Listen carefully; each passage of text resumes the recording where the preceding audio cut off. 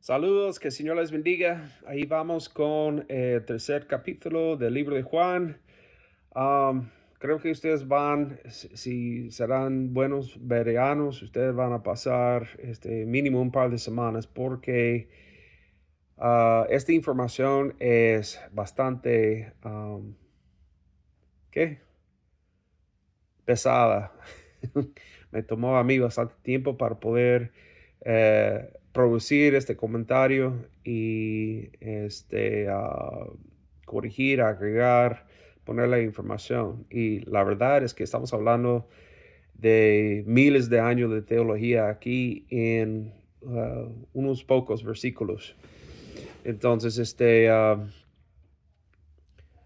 voy a darles lo que tengo yo y les voy a retar que ustedes en verdad mediten y estudien y ah, pongan su mente en enfocar en lo que está aquí. No solamente repasen rapidito lo que dice, sino tomen su tiempo porque ese sí es carne. Bueno, comenzando. Juan 3, 1 a 2. Había entre los fariseos un dirigente de los judíos llamado Nicodemo. Esta noche este fue de noche a visitar a Jesús. Rabí le dijo, sabemos que eres un maestro que ha venido de parte de Dios, porque nadie podría hacer las señales que tú haces si Dios no estuviera con él. Muy bien, hay que entender que ese es un fariseo. Yo sé que los fariseos tienen un mal nombre por lo que dice Jesús mismo de ellos en el libro de Mateo 23, hay de ustedes los fariseos vez tras vez tras vez. Y el término fariseo hemos usado hoy día como hablando de un hipócrita, ¿verdad? Pero hay que entender que las palabras de Jesús fue con su campo, su pueblo. Estaba hablando con los que más llevaba la teología que él enseñaba. Hay que entender que en el primer siglo no había un solo judaísmo, habían varios judaísmos, entre ellos los saduceos, los fariseos, los esenios, varios campos con varias enseñanzas diferentes. Y yo puse un estudio en IA acerca de las diferencias entre ah, las tres facciones mayores ahí para que uno pudiera entender.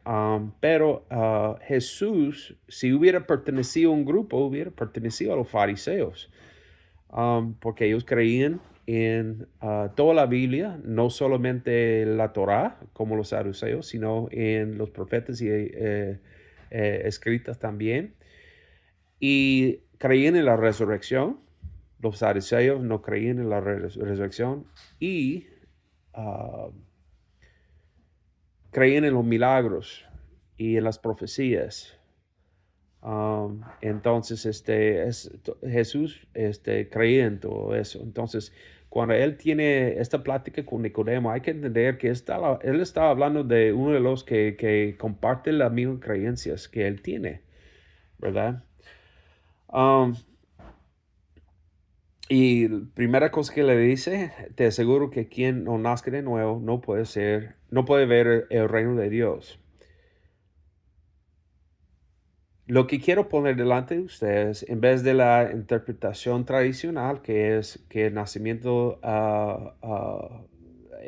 de nuevo habla de nacer cuando nosotros recibimos a Jesús, que hace que nuestro espíritu se nazca de nuevo en ese instante, en ese momento, y ya no somos muertos, sino vivos, etcétera. Y hay verdad ahí, pero yo quiero darles otra manera para verlo. Y ese es hablando específicamente de la resurrección de los muertos, ¿verdad? Y el renacimiento de la nación de Israel en el siglo venidero, ¿verdad? Y tengo unos pocos apoyos en esa idea, pero cuando en versículo 5 Jesús dice, te aseguro que quien no nazca de agua y del Espíritu no puede entrar al reino de Dios. refiere a lo que hubiera entendido Nicodemo como un israelita, ¿verdad? Si nosotros vamos a seguir la hermenéutica, gramática histórica, que es lo que creemos aquí en el Ministerio de Piedras Vivas, es la hermenéutica que utilizamos para poder interpretar las escrituras. Hay que entender que él está hablando con un judío aquí en el primer siglo. Entonces siempre cuando nosotros leemos algo en la Biblia hay que pensar qué hubiera creído esa persona en ese momento, ¿verdad? No lo que creemos ahora 2000 años después. Entonces, cuando él utiliza los términos nacer de agua y nacer del espíritu con Nicodemo, él estaba hablando de algo que él pensaba que Nicodemo, o mejor pensaba, mantenía responsable Nicodemo por saber. Entonces, Nicodemo no hubiera entendido cosas que nosotros creemos el día de hoy, si no hubiera oído las palabras de Jesús y hubiera pensado en cosas que hubiera entendido la gente en ese tiempo. Entonces, comencemos con nacer de agua.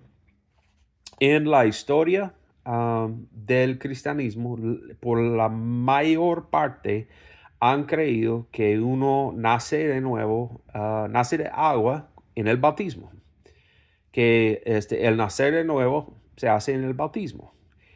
Entonces, la verdad es que no creo o no entiendo por qué los católicos, por ejemplo, hubieran creído y siguen creyendo que los bebés nacen de nuevo cuando son bautizados, porque para ellos el bautismo es con un bebé, no es con un adulto. Pero aún en el protestantismo tenemos esa creencia hasta el día de hoy, que el nacer de nuevo en muchos uh, movimientos protestantes es cuando uno recibe el bautismo. Pero ese no es lo que hubiera entendido Nicodemo como un israelita viviendo en el primer siglo. Él hubiera entendido como la mayoría de los eruditos bíblicos enseñan el día de hoy. Él hubiera entendido esas palabras como el nacimiento del pueblo de Israel en el Éxodo. Es decir, pasando el Mar Rojo, que fue un parto donde nació la nación de Israel. Y ahora, como vamos a celebrar el Pesach entre un par de semanas o la Pascua, se habla de eso.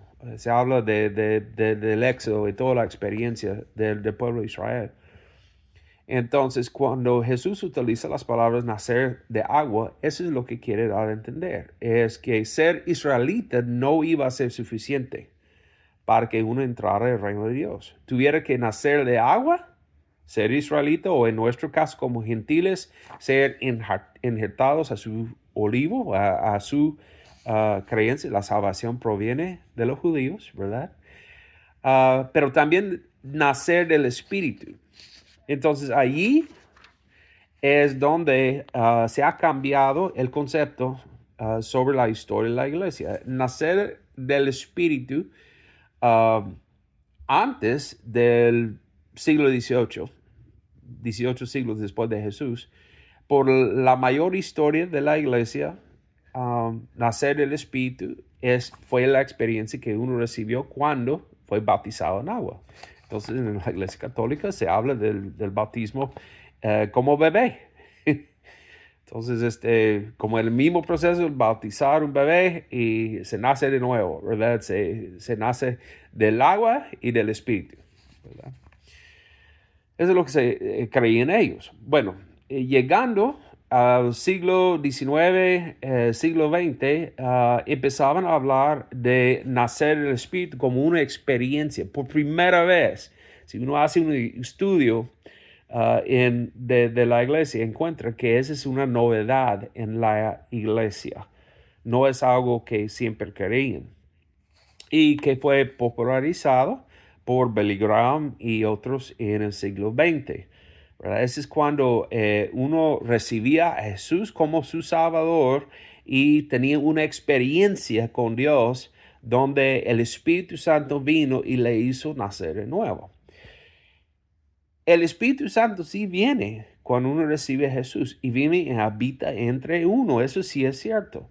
Pero no estamos hablando de esa experiencia aquí, ¿verdad? Estamos hablando de la conversación entre Jesús y Nicodemo, un israelita.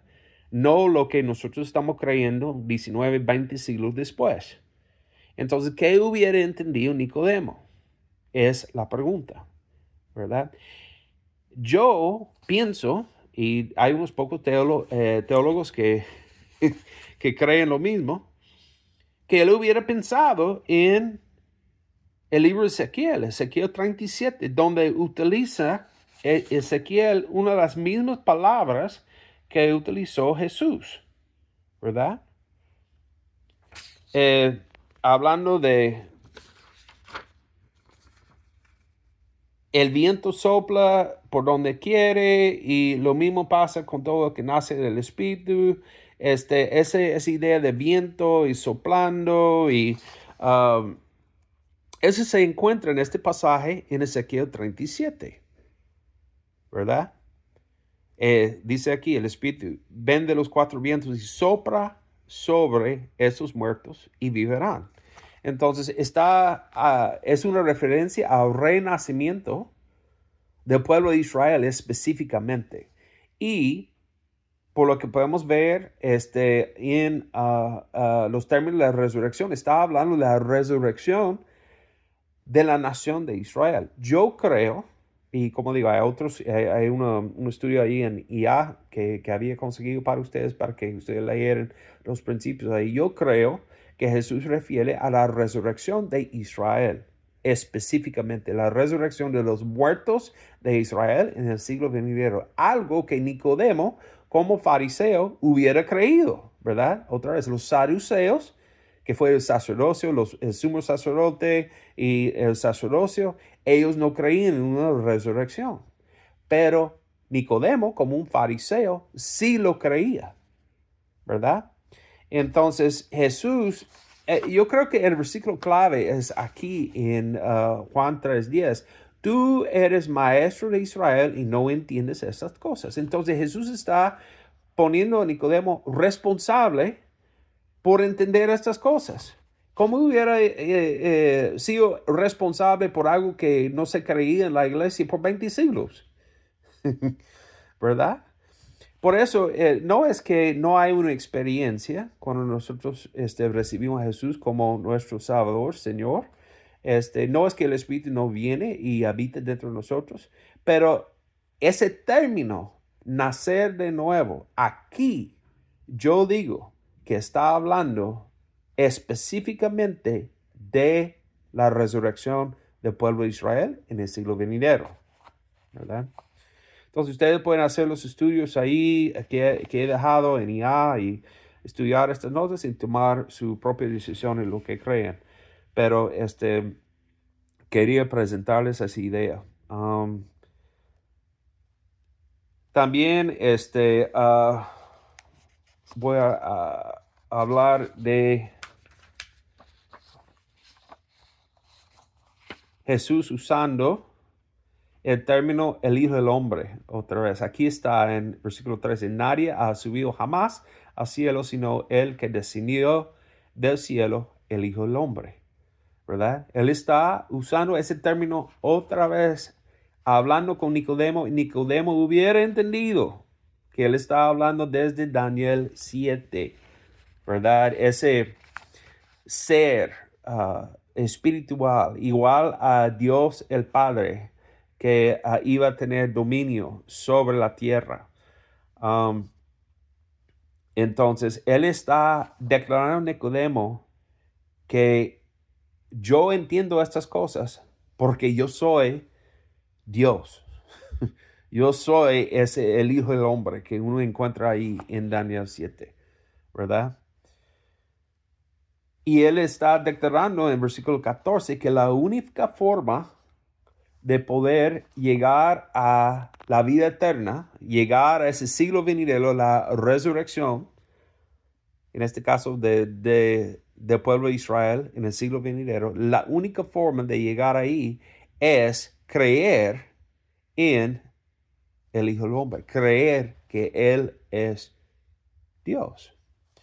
Otra vez, ese es donde uno puede eliminar todas las sectas religiosas que hablan de Jesús, así como los mormones, los testigos de Jehová, que no lo identifiquen como Dios, que no piensen que Él es el Dios eterno, viviente, el único Dios. Entonces eso es lo que está diciendo a Nicodemo también, que tu judaísmo no es suficiente para salvarte, ¿verdad? Y la posición de los fariseos era de que si uno iba a llegar a la vida eterna, a la resurrección de los muertos, que número uno tenía que pertenecer a Israel, ¿verdad? Uno tenía que ser israelita o uno de los que, los gentiles justos que vivían debajo de la ley. Y número dos, por mantener las obras de la ley, ¿verdad? Por eso hablaban tanto acerca del cumplimiento de la ley y específicamente cumplimiento de las tradiciones que ellos mismos habían levantado para que uno no pudiera llegar a violar la ley. Y Jesús estaba diciendo, no es suficiente.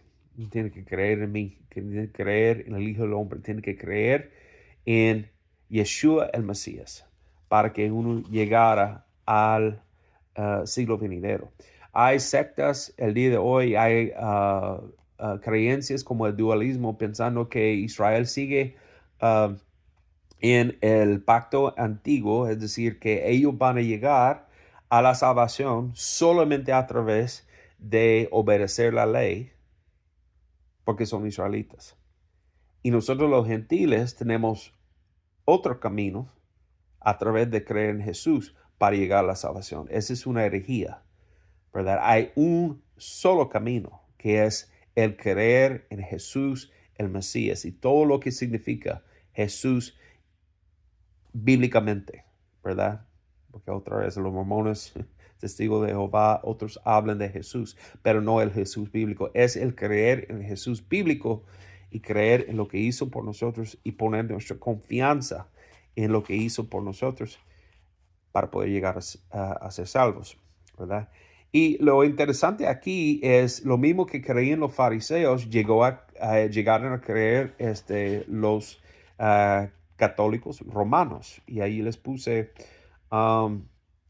que antes del Vaticano II, en 1963 por ahí, en todos los siglos anteriores, ellos creían que uno iba a llegar a ser salvo, menos que pertenecía a la Iglesia Católica, número uno, y que mantenía los sacramentos, ¿verdad? De la Iglesia Católica. Asistir a la misa, tomar de la Santa Cena, etcétera, ¿verdad? Creo que hay 7 o algo así de sacramentos que uno tuviera que cumplir para poder llegar a ser salvo, y si no iba a llegar ahí a purgatorio y flotar en el aire hasta la resurrección o algo. No sé cómo es exactamente, pero allí les puse un par de artículos de qué creía la Iglesia Católica antes del Vaticano II y lo que creen oficialmente hoy día. Y unas cosas cambiaron para el bien en el Vaticano II, es decir, cuando ellos tuvieron ese concilio, tomaron la decisión de que,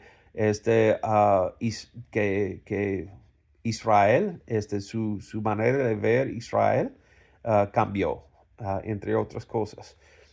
Entonces, pero otras cosas cambiaron para el mal, como decir que los musulmanes adoren el mismo Dios que nosotros, ¿verdad? Entonces, ahí está el artículo, ustedes lo pueden leer.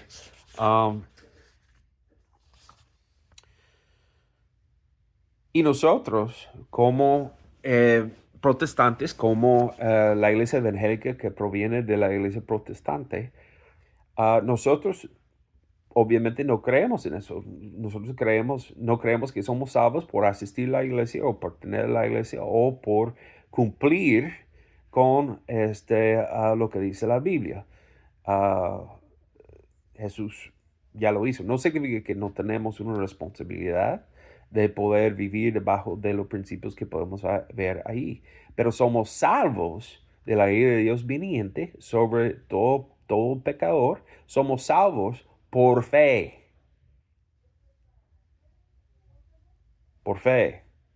no por obras, para que nadie se jacte.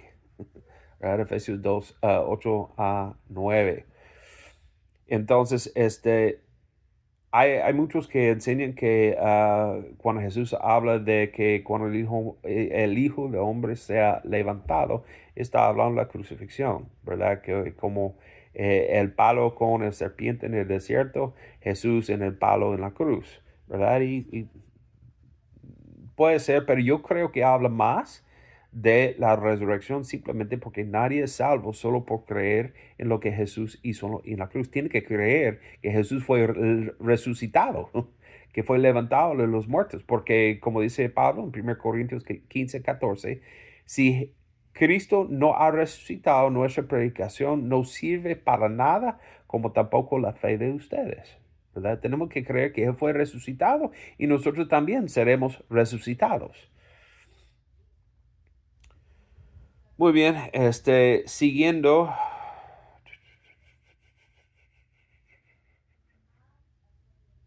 versículo 19, esta es la causa de la condenación, que la luz vino al mundo, pero la humanidad prefirió la oscuridad a la luz porque sus obras eran malas.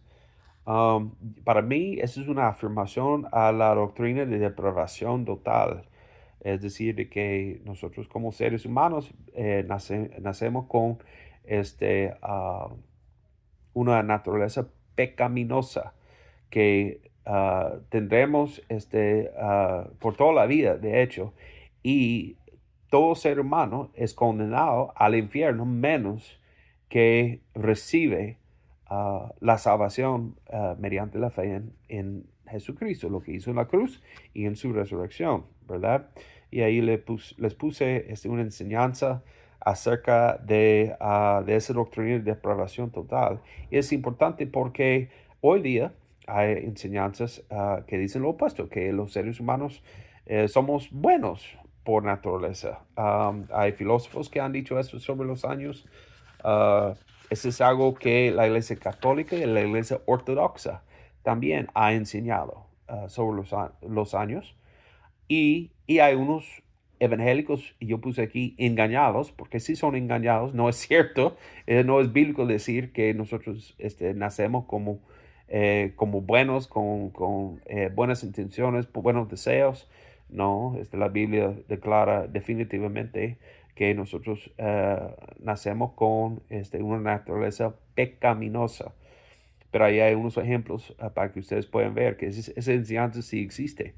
Y yo he oído, por ejemplo, enseñanzas de Bethel y otras iglesias evangélicas que quieren decir lo mismo, que básicamente somos buenos y que solo por el engaño nosotros llegamos a pecar. Pero eso no es bíblico, ¿verdad? Yo les puse unos pasajes ahí. Al fin, Juan 3:21. El, en cambio, el que practica la verdad se acerca a la luz para que se vea claramente que ha hecho sus obras en obediencia a Dios.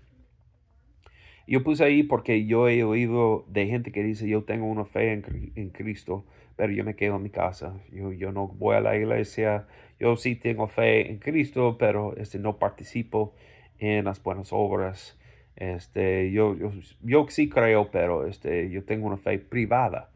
Y esa no es una fe bíblica. La fe bíblica es una fe. No es que uno tiene que en cada momento, en cada lugar, proclamar, yo soy un cristiano, yo soy un evangélico, bla, bla, bla.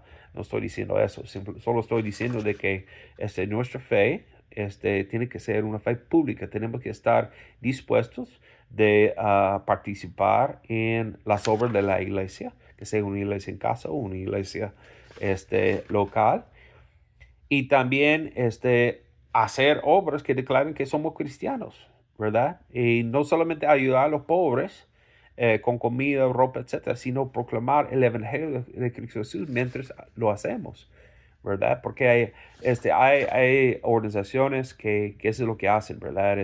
Ayudan a la gente pobre, ayudan a la gente necesitada, que es bueno, yo estoy de acuerdo, pero no predica el evangelio, no da la opción de salvación. Y bueno, ¿qué le sirve, verdad? Uno está ayudando a la persona en el momento, pero su fin va a ser el infierno si no llega a conocer a Jesucristo y la salvación mediante la fe.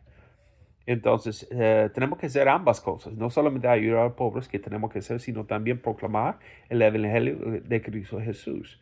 Entonces, nuestra fe no puede ser privada, es ser fe bíblica, ¿verdad? Nosotros creemos en la Biblia, nosotros seguimos lo que dice la Biblia. La Biblia es nuestra guía mientras el Espíritu Santo nos enseña su verdad. Entonces, eso es todo para hoy. Voy a seguir, espero terminar con capítulo 3 esta semana que viene. Que el Señor les bendiga. Hasta pronto.